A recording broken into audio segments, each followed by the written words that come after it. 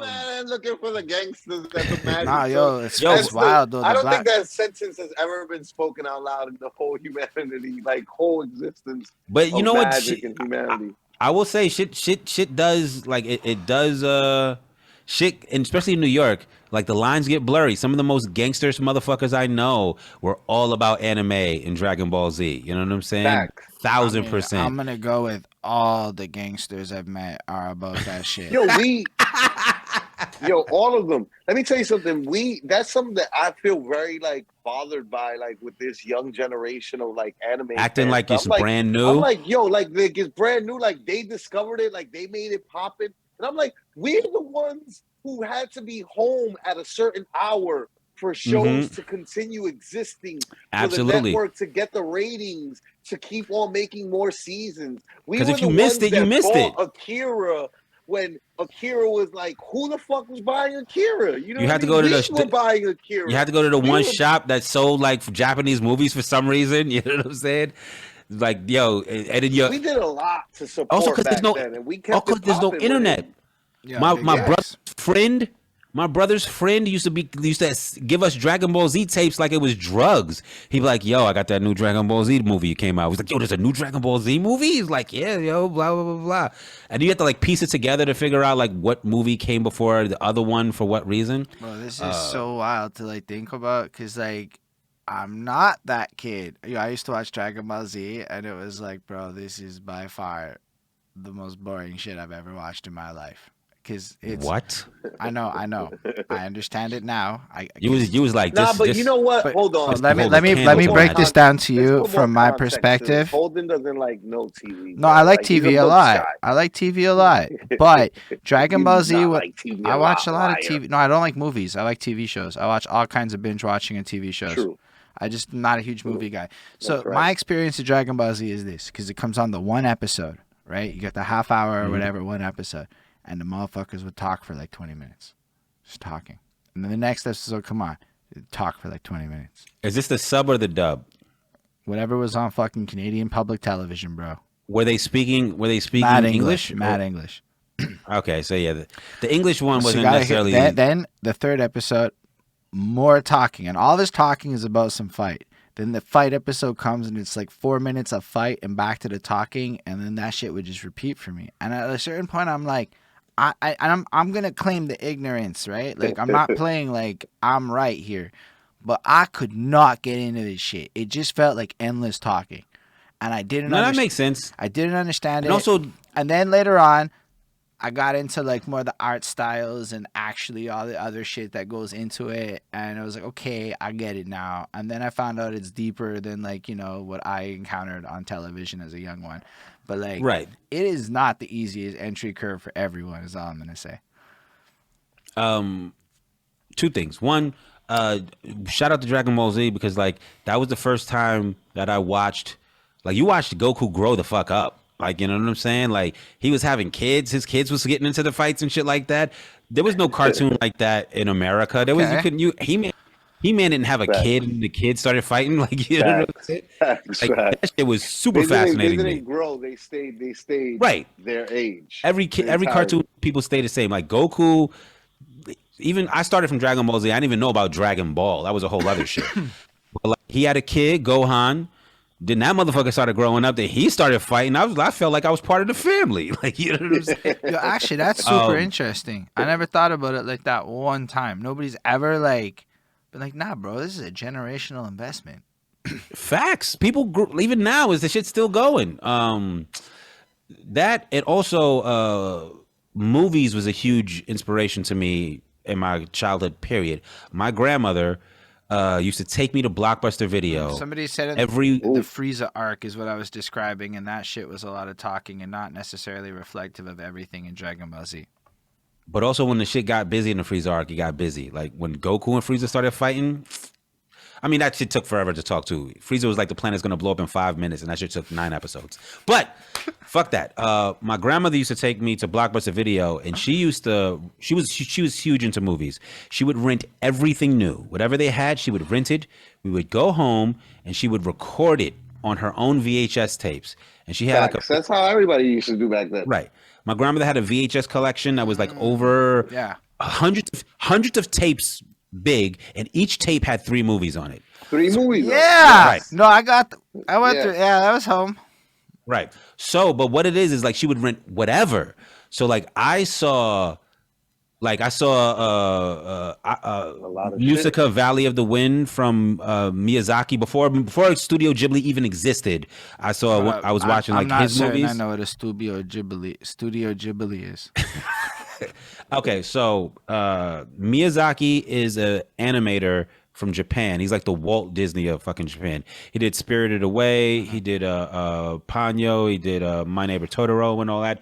But he was doing movies before he had his own studio. He did Lupin the Third, the Count of Kościuszko. I forget. I can't pronounce it. And he did another movie called Musica Valley of the Wind. That movie is by the people that would form Studio Ghibli. Studio Ghibli is the name of the studio that makes these movies now. Okay. If you go to Japan, they got like amusement parks and all sorts of shit dedicated to Studio Ghibli. I mean, that shit's like that shit was big. Like I remember, like I was working at a video store when it hit, and it was like everybody I know has watched something of something from that house or production studio. But my grandmother used to just. If it was anime, she'd be like, "This is a cartoon. They'll like it." And we was watching fucking Fist of the North Star. Fist of the North Star. I remember watching that with my uncle. All kinds of crazy shit. Dominion Tank Police, Ghost in the Shell. But yeah. Yeah, I didn't even realize that a lot of this stuff like existed as long back as it did. You know, because I mean, I encountered it when I was in Quebec College, and people would be like hyping it up in anime clubs, and it was like the cool shit at that time and whatnot. But like, it kind of like makes sense when you think about all of these like mixtape acquisition cultures, and just like the fact that like the regular store isn't the only store that you get exposed to a bunch of shit. Whereas honestly, outside of flea markets, the regular store is the only store in most of my life, you know? And that's like a wild difference that I didn't realize existed until I started talking to New Yorkers like that. Yeah. I mean, you know, New York is an interesting place. To say the least. So yeah. To say the least. So let's pick up on because I have to say, story. You got involved at end of the week in the open mic circuit in like 2000 and early 2000s. Yeah. And you start making music at some point. Yes. So I started making music. This next part is complicated, and I'm not going to spend too long on it for various reasons. But I got into a rap group. It was me, this girl that I was also seeing at the time, and Radar Ellis. And that went super well. We had like a lot of success very, very shortly. Like, first of all, we were in a group together at the time. We just were 2 people who like rapped with each other. But like somebody saw us rapping and it was like, yo, you guys are a dope group. And we were like, we're not a group. And they were like, yes, you are. And we got management like really quickly. Like I would say like within a month of us like rapping together. We did a couple of shows opening for Life Jennings and some other stuff. But that fell apart because you shouldn't date people you're in a rap group with. I'll just say that out there. I used to always say that shit to people. I'd be like, yo, you know what was my favorite example to give to people is like, yo, you don't want to be Wyclef. And like You're laying in bed with Lauryn Hill and you get a phone call from Nas and Nas doesn't want to feature you. He's like, yo, can you put Lauryn Hill on the phone? And it's like, damn, son. Yo, that's not even the bad part. Like, yo, you're Papoose and like Fat Joe's calling and like, yeah, I'll put Remy on. Sorry. I could deal with that part. That part is fine. The part of it that nobody wants to deal with is like, yo, you're in the middle of a fucking crazy argument on the way to a radio show. You have to stop all that emotion. Yeah. Up there, do the hey, yeah, okay, yeah. Get back in the car and go right back to argument mode. Or just silence. I feel that. I podcast with my girlfriend. But all in all, to say the fact that like it didn't work out. I don't want to like sit on that whole part. But me and Radar stayed super close. So me and him started doing music together. A couple of the songs that I did with him became like super popular in my repertoire. The joint, I have a song where it's like At the Door is called, that I performed like a good bit at live shows and whatnot. There's a remix version of it on the internet somewhere with Radar on it that could be found. But the actual version of it never got dropped. But so that music came out and that became super popular. And then I sort of became known for rapping like around. Then around 2014, I stopped by EO Dub one night. This is before I'm hosting EO Dub. I'm just like a guy that would go to shows. And Majesty, rest in peace, Jess James, and AP are the hosts. And AP is a producer rapper. Majesty is a rapper, organizer, dope individual that did a lot of things, founded legendary ciphers, held down. Rapper. Yeah, right. Battle rapper, held down End of the Week as a host for a long time. He passed away, sadly, I forget what year, but it's been some years now. And Jess James, who is the legendary Jess James. Correct. AP is working with Dominils, and they're about to go on tour to... Where's Oslo? Norway? Okay. Norway. They're about to go on tour. And so Madge is like, yo, Bax, AP's about to go on tour.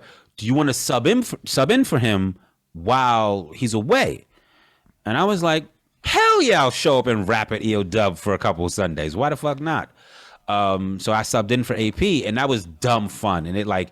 Me, Madge, I had a relationship. I was close with Jess. Like Jess called me by my actual name, which not a lot of people even know. You know what I'm saying? He was like already like my brother. Me and Madge had a cordial relationship, but we didn't really know each other like that. But Madge became like super close to me in my time hosting. And me and AP didn't really like know each other like that, but we became cool too. But like me, Madge, and Jess like clicked like that. And it was lit. Then AP came back, and instead of me like just stopping, we was like, well, let's just all do it. So we all started hosting End of the Week. But you know, Jess had been hosting for a long time at that point. Jess had been hosting since whenever the Three Kings stopped hosting. I think Jess was like the natural successor. He was the first. Yeah, right. He was the first one to pick up. So at that time, he would host with him and Vice. And then it was him and Carnage. Pro. And then him and Vice and Karn. Yeah. Right. But at that time, Jess, I think, was burnt out. So Jess was the first. He was like, yo, guys, like, I'm going to take a break. Like, I can't continue to, because it's a heavy lift to show up every single Sunday without fail. Like, End of the Week went for a good 18 years. Never missing a Sunday, not one. And then 9/11. So now I have an idea how big New York is, and like I can appreciate how the distance some people went must have been every single Sunday. Yeah. Especially like the Jersey people and shit. 9/11 happened. Yeah. EO Dub happened. Like everything was closed except EO Dub. Fucking snowstorms would happen. They would get a boombox. They would stand out front of the club, and they would still rap just to like, you know, have a representation of EO Dub. Like nothing stopped EO Dub from happening. So then Majesty got Fred, because Jess was the DJ as well. So he was even doing double duty. Shout out to Jess James. He was hosting and DJing at the time. Majesty brought in Fred Ones. And then for a long time, the hosting core became me, AP, Majesty, with Fred Ones as the DJ. And that, I would say, was like the new renaissance of EO Dub, was sort of the start of that. So we were holding it down at the Pyramid for a good bit. And then then that's when I started like getting involved strategically. And I was like, the Pyramid is fine. I had just started seeing a very lovely woman at the time. But if you've ever been to the Pyramid, it's not the type of place you want to bring the lovely woman that you've just started seeing at the time. No. It is a dark room full of all kinds of characters. So she loved it because she fucked with hip hop. But she would be on stage the whole time. She would sit on stage while I was rapping. And I was like, that's kind of whack. Like, who wants to bring their girl to some place they don't feel comfortable with their girl being at? You know what I'm saying? And even she was like, I'd invite my friends, but like, you know, I don't want them to be like, you know, fighting off like creepy guys all night. And I'm like, I bet. So I was like, certain things need to change, you know? So and also Pyramid started acting, they was always kind of weird, but they started acting super weird. And the last straw was a monitor blew. For people who don't know, a monitor is the speaker on stage that faces the performer, so the performer can hear themselves and the music that's playing. Like there's the speakers that the crowd hears, and then the monitors what the performers hear. The monitor blew, and the Pyramid was just like, so, like, fuck it. And I'm like, yo, be like, why? Like, we've been doing this shit for 14, 15 years. We don't need to be settling for like some whack ass club giving us their scraps, especially when like we're one of the main attractions for this club. So we started looking for a new place. And one of the requisites was like, yo, I want it to be a place that I can invite women to. Because if you invite women there, everyone will have a good time. You know what I'm saying? Like there's not a place where women go party and hang out that people don't have a good time. And that's when we moved to Bowery Electric. At first, we were upstairs at Bowery Electric, which was a very small room. And we were kind of like starting over with the open mic. But, it brought in Hilla, it brought in Nate, it brought in James Leone, it brought in Osiris Anthem, legendary Cyphers guys started coming through, and it was like this new resurgence. And then like, Zoo and Pro and Vice what was always coming around, but they started coming back around. Then we moved to downstairs at Bowery Electric, and that's when shit started really popping off. We had Chris Rivers perform, we had Homeboy Sandman perform, we had Nitty Scott perform, African Bambaataa before all the nonsense, yada yada yada. And then like we started making money again. That was always another prerequisite of mine, is like I wanted to be making money at the door and not fucking just breaking even and like start paying people. And that's what really started working, is I started booking the challenges. And as I was saying before, how I used to go everywhere, I knew all the other rappers that weren't coming to EO Dub at the time. So I brought in Osiris Anthem. I brought in fucking Blake the Scorp. I don't want to say I brought in Dizzy Sense, but I feel like they came in that same realm where I started like booking these people for challenges that weren't doing challenges before, and it kind of revitalized the challenge as well. And then we sent Eli Black to Switzerland. Was one of the first seasons that I booked. And then the reign of Osiris Anthem started. Then Osiris went to what was the first one he won? Prague? No. Yes, Prague. It was Prague. Then who won the Montreal finals? I mean, maybe I should know, but I'm not sure I know that. Syndicate, maybe? I don't think it was Osiris Anthem. I know he won like 2 in a row, but he went 3 times. He won Belgium. He won. That's what he lost. France, Prague, and France. That's the ones he won. But yeah, that's the sort of the resurgence of EO Dub. That's when EO Dub started, coming back to life, I would say. Ren Thomas is another person that I think he won one. I think he might have been the one we sent to Montreal. Ren Thomas. Yeah, and then but unfortunately, Majesty left and passed away. AP left. And then for a good bit of time, I think I was the primary host, the only host for EO Dub for like the last 2 years or the last year and a half before the pandemic or whatever. And then like Vice would jump in and help out, and Zoo would jump in and help out, but it was like primarily me. Yeah.